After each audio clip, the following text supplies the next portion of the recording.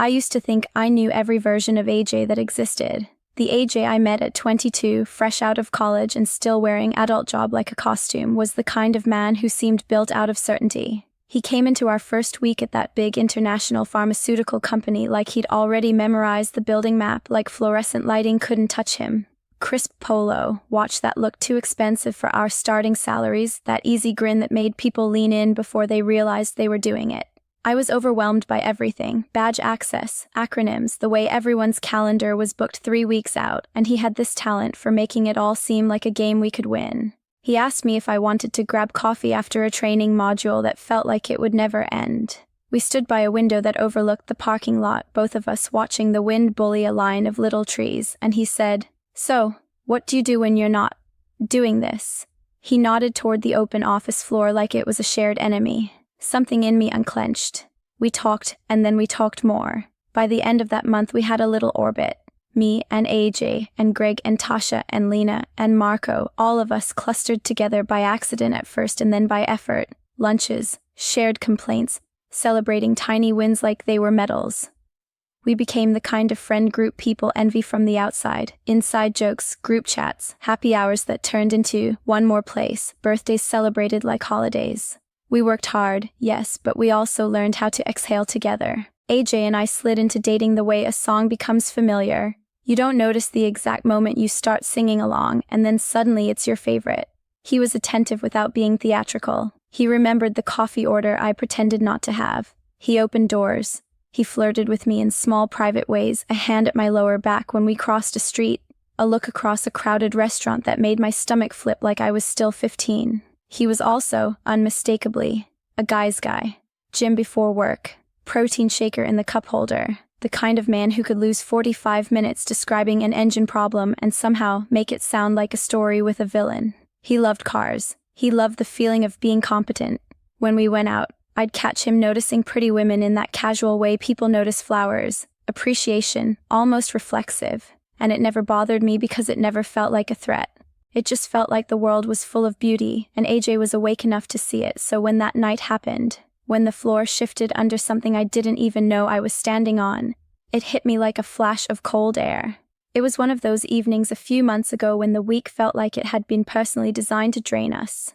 Deadlines stacking, a project meeting that ran long and solved nothing, everyone's eyes a little too bright by 5 o'clock. The group chat started pinging around lunch, the usual plan. Pregame at AJ's, then head to that bar or club we liked downtown, the one with neon lights that made everyone look like a better version of themselves, the one with a DJ who loved throwing on early 2000s throwbacks just when you thought you were too old to scream the lyrics. AJ's place was a cozy rental townhouse with an aggressively clean garage. He opened the door in joggers and a fitted tee, hair still damp from a post-work shower, smelling like cedar soap and something warm underneath it that I always associated with safety. Music was already playing, something with a heavy bass and a lazy beat, and the kitchen counter had a lineup of drinks like we were hosting a tiny, well-organized apocalypse. There were little bowls of chips and pretzels, limes cut into neat wedges. AJ liked to host the way he liked to do most things, with intention. We piled in, laughing too loud, shedding coats, dropping purses and keys into a heap by the entryway like we were teenagers again.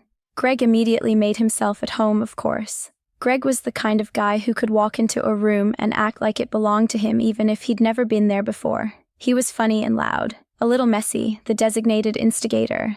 Tasha was glowing in a red sweater that made her look like a candle. Lena was already rolling her eyes at something Marco said, smiling despite herself. It felt normal. It felt like our ritual. Decompress, drink, play something ridiculous, then go out and turn the week into a story we'd laugh about later. At some point, someone dug out a deck of cards and we ended up playing drinking games on the living room floor, leaning against the couch, legs tangled in a way only friends can do without it meaning anything. There were empty cans collecting on the coffee table like a timeline.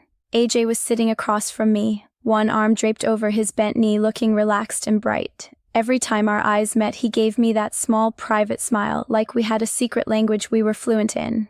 "Never have I ever," Greg announced, clapping his hands like he was calling a meeting to order. Classic. No thinking too hard. We keep it moving. The rules were simple, familiar. Fingers up.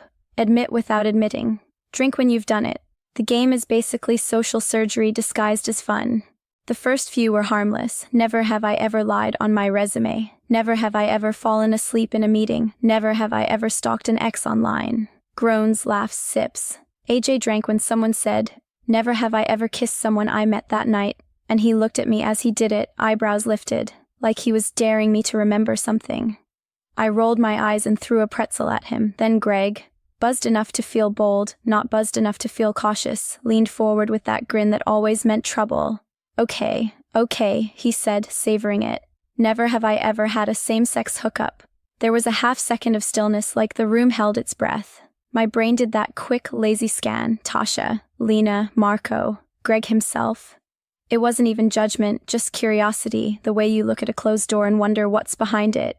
And then, in the same second, the truth arrived in a single, shocking motion. AJ lifted his drink and took a long, unapologetic sip. It wasn't a sheepish sip. It wasn't the kind of secretive, half-hearted drink you take when you regret your honesty. AJ drank like he was toasting something. He swallowed, and then he smiled, wide and gleeful, eyes sparkling as if he'd just won a point in a game only he understood. Nobody else moved. You could feel everyone's eyes ricochet around the circle and then land on me, like I was the decider, the weather report, the moral compass. I felt heat rise up my neck, a flush that wasn't just alcohol. My mind tried to arrange what I'd just seen into something that made sense, and it kept skidding off the edge. AJ. My AJ. The one who deadlifted and loved cars and had that sharp, masculine ease. The one who sometimes stared at pretty women like he was cataloging the world's best paintings. He'd just confirmed something I'd never even considered. The stunned silence stretched long enough to make it awkward, and I heard myself laugh. A bright, slightly too loud laugh that felt like a lifesaver thrown into the room. AJ being AJ, I said, like it was a punchline, like it was a quirky little fun fact, like the ground hadn't just opened beneath me. A couple people laughed with me, relieved. The moment rolled forward. Greg whooped like he'd just discovered buried treasure. Okay, he said, eyes huge. Interesting. AJ just shrugged, still smiling, like he'd been waiting for this card to be pulled. We kept playing. We kept drinking. We moved from the floor to standing, from warm living room light to the colder excitement of night. Coats on, lipstick reapplied, music turned up. We got into ride shares, and the city slid past the windows in streaks of streetlights. I made conversation. I laughed at the right moments. I held AJ's hand and squeezed it like a reflex. But inside, my thoughts were no longer playing by the same rules. At the club, everything was louder. Bass thumping through my ribs. Lights cutting through fog. Bodies packed close in a way that erased personal space and made it feel optional. AJ danced with me, hands on my hips, mouth near my ear so he could be heard. "You okay?" he asked at one point, a soft check-in wrapped in a teasing smile. I nodded, because what else do you do when you're in public and your boyfriend has accidentally cracked open a door you didn't know existed? "I'm fine." I lied, and it wasn't fully a lie. I was fine in the sense that nothing was broken. I was also not fine in the sense that my imagination had latched on to that one sip of his drink and wouldn't let go. Jealousy showed up first, sharp and irrational. Not jealousy like fear he'd leave me. Something stranger. Jealousy that there was a whole part of him that had touched other lives before mine and I hadn't even known to ask about it. Jealousy that he'd had experiences outside the map I'd drawn of him in my head. Upset came next, softer but stubborn. Not because of what he'd done, not because of who he was attracted to, but because I hated feeling blindsided.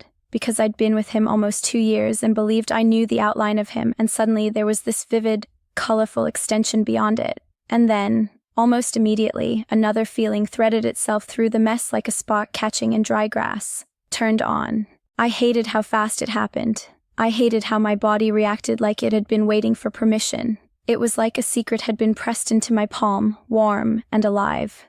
AJ, who always seemed so put together, had a hidden history, a private terrain. The idea of him stepping into that terrain, exploring it, owning it, made my stomach swoop. It wasn't about the mechanics, not really. It was about the intimacy of knowing something real and unfiltered about him, something that wasn't curated for anyone's comfort. I kept watching him, trying to see if anything looked different. He laughed with Marco at the bar, shoulders broad, voice low. He leaned in to hear Lena over the music. He caught my eye across the dance floor and did that little head tilt that meant come here, And I went because my confusion didn't cancel my love, and my curiosity didn't cancel my attraction. If anything, it sharpened it. By the time we left, sweaty, tipsy, happy in that loose-limbed way, my head was buzzing with questions I didn't know how to ask. In the rideshare back to AJ's, the city lights smeared across the windows. AJ's hand was on my thigh, thumb drawing small circles through my jeans like he was grounding me. I watched his profile, the clean line of his jaw, and I could feel the words building behind my teeth. When we got inside, the house was quiet in that post-party way, like it was grateful to have its walls back. The air smelled faintly like the candles AJ always lit. We kicked off shoes. We stood in the kitchen under the soft light and looked at each other like we were both waiting for the same thing. "Okay," I said, breathy.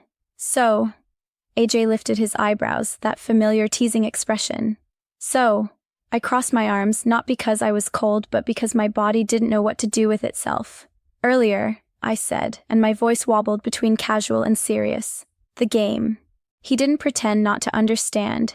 His eyes softened. "Yeah." I swallowed. "Can you tell me about it?" There was a beat of silence, not heavy, just thoughtful. AJ reached past me for 2 glasses, poured a little something into each like we were settling in for a conversation that deserved its own soundtrack. Then he glanced toward the back door.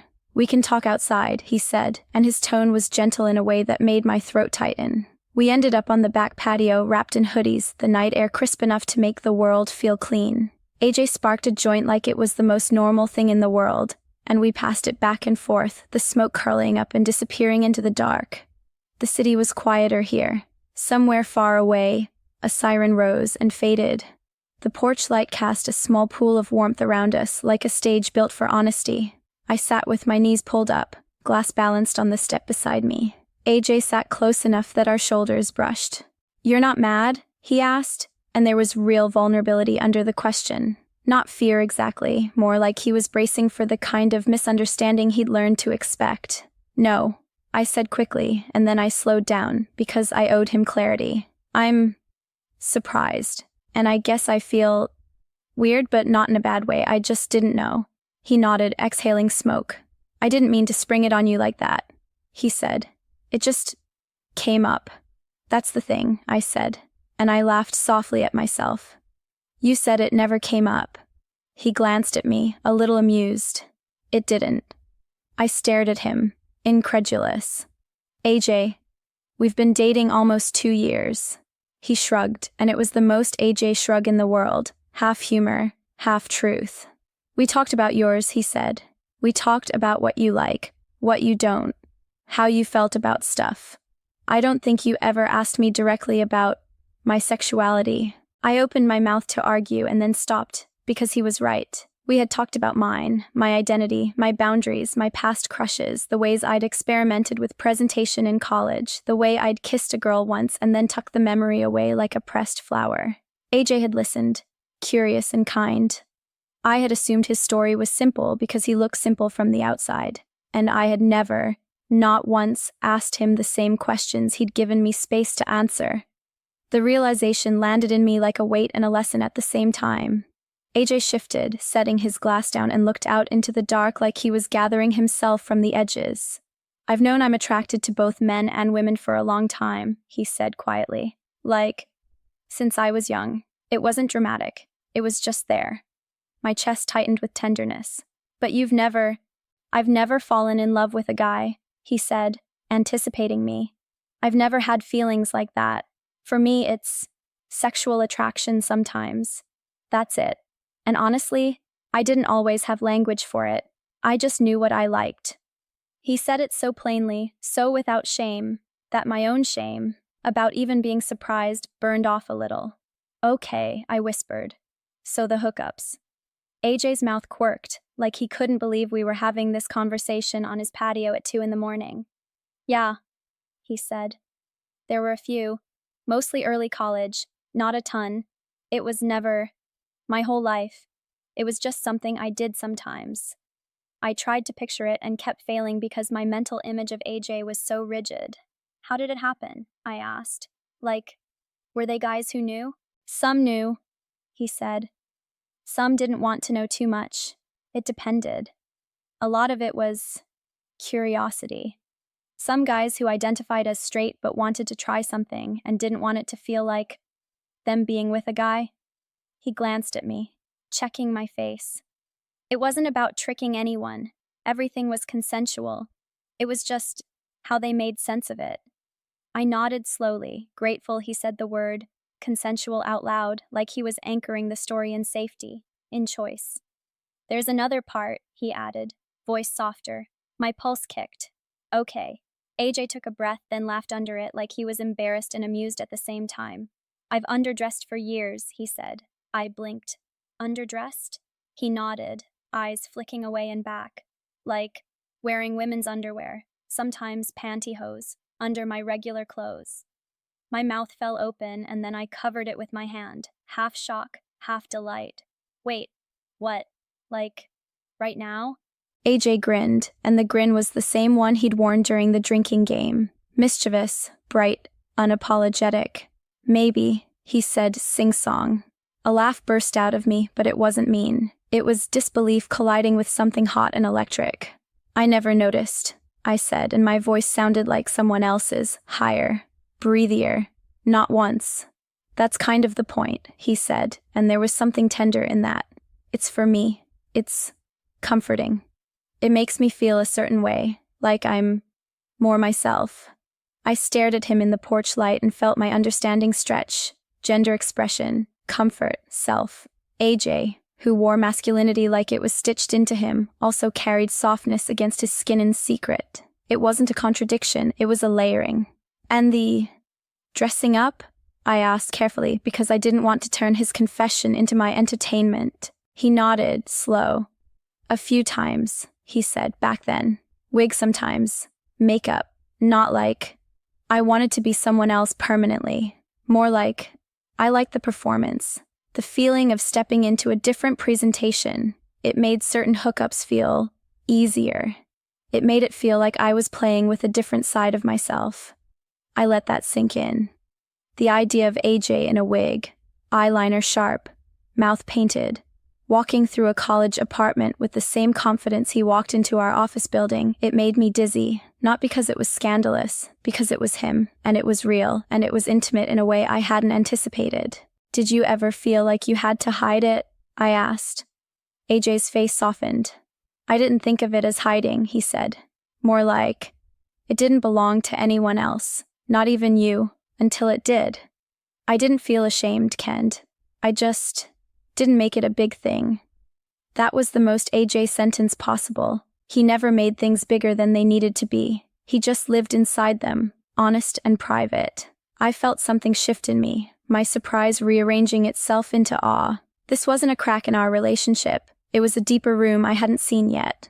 I'm sorry I didn't ask, I said, and the apology tasted like humility. AJ bumped his shoulder into mine. You're asking now. Yeah, I said, and I hesitated, then admitted the truth because he deserved it. And I'm kind of into it. He turned his head, eyes narrowing playfully. Kind of? I groaned and hid my face for a second, laughing.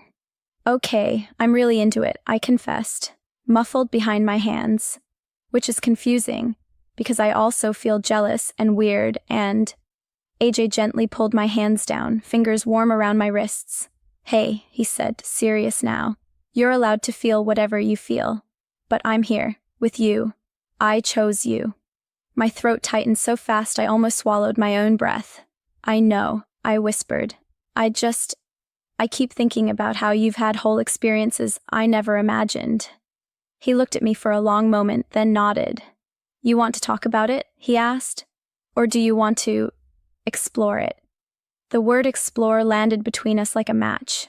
Consent lived in that moment like a third person, quiet but present. We talked, really talked, about what felt exciting, what felt scary, what felt too far. We made agreements the way you build something delicate, slowly, with both hands. And then, in the soft light of his kitchen, we experimented in the safest way possible, not with anything explicit or performative, but with trust, with permission, with curiosity. The first time AJ showed me what he meant by underdressing, it wasn't a striptease. It was him standing in our bedroom, cheeks slightly flushed, asking, "Is this okay?" Like my comfort mattered as much as his. It was me saying yes and meaning it with my whole body. It was the intimacy of being invited into a private ritual. It was the way he exhaled, shoulders lowering, as if he'd been holding tension in a place I'd never touched before. We found a rhythm after that. Sometimes it was as simple as AJ choosing something softer under his clothes before we went out, a secret only we knew. Sometimes it was him trying a new piece at home and letting himself be seen, letting me witness him without turning him into a spectacle. Sometimes it was us laughing so hard we had to sit on the floor because discovering new parts of each other can be joyous, not just heavy. And yes, sometimes it made our intimate moments feel electric in a way I hadn't expected, not because of shock value, because honesty is hot, because being trusted feels like being handed a live wire and being told you won't get burned if you hold it carefully. Because watching AJ feel comfortable in his own skin, every layer of it, made me love him with a hunger that wasn't just physical. It was emotional appetite. It was the desire to know him fully and still choose him. What surprised me most, though, wasn't how turned on I was. It was how quickly the initial shock faded into something almost peaceful. One night, weeks after the patio conversation, we were at dinner with the group, same neon-lit place, same sticky menus, same happy hour clatter, and Greg brought up the drinking game again like he couldn't help himself. "Okay, so," he said, grinning at AJ. "You never did elaborate." AJ rolled his eyes. "Greg, for the love of God." Everyone laughed, but there was an edge of curiosity in it, the kind that can tip into gossip if you don't handle it carefully. I looked around the table at the people who had become our chosen family. Tasha with her warm, steady gaze. Lena, sharp and empathetic. Marco, who loved drama but hated cruelty. Greg, who pushed boundaries but didn't actually want to hurt anyone. These were our people. We'd built this group out of long hours and shared exhaustion and celebrating each other through the dull and the bright. I reached across the table and put my hand over AJ's. "It's not a big mystery," I said casually, like I was talking about weekend plans. "AJ's AJ. He's always been AJ." It wasn't a dismissal. It was protection. It was also truth.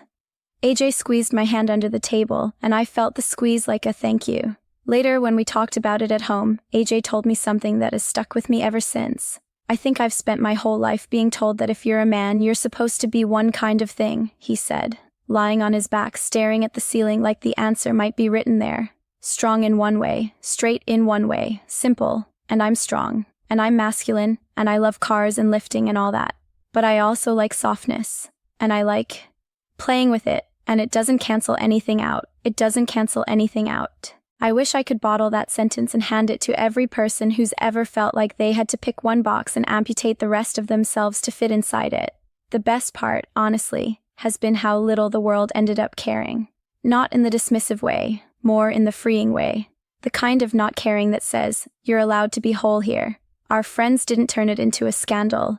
They didn't make AJ a topic. If anything, the whole moment became a lesson for our group in how to hold each other with a little more humility. When AJ chose to share more, when and how he wanted to, in his own words, it landed gently. Because we all understood it wasn't a performance for us. It was his life. And for me, I found myself changing in quiet ways. I became someone who asks better questions, someone who doesn't assume she knows the whole story just because she knows the headline. Someone who understands that intimacy isn't just about time spent together, it's about curiosity that stays alive. I learned that people contain multitudes, and sometimes the most loving thing you can do is make room for all of them without demanding an explanation. Sometimes, when we're getting ready to go out, AJ will catch my eye in the mirror with that same mischievous look he wore the night of the drinking game. Sometimes I'll notice the faint outline of something under his jeans and feel this private warmth bloom in my chest. Sometimes he'll text me from work, something mundane like what he wants for dinner, and I'll look at my phone and smile because I know him in a way I didn't before. Not just the version of him everyone gets, the layered one, the real one. AJ and I didn't just survive that night, we expanded because of it. We found a kind of love that doesn't require hiding, not even from ourselves. We found a way to be honest without being loud about it, to be private without being secretive, to be playful without turning someone's identity into a party trick. We found a relationship where masculinity isn't fragile, where softness isn't shameful, where attraction isn't a threat. And maybe that's the most intoxicating thing of all. Not the confession, not the surprise, but the freedom that came after. If you'd told me 2 years ago that a single sip during a drinking game would lead me here, more in love, more curious, more awake. I would have laughed and said, AJ being AJ. Now I know that sentence has a deeper meaning. It means he's always been himself, and I'm lucky enough that he let me see it.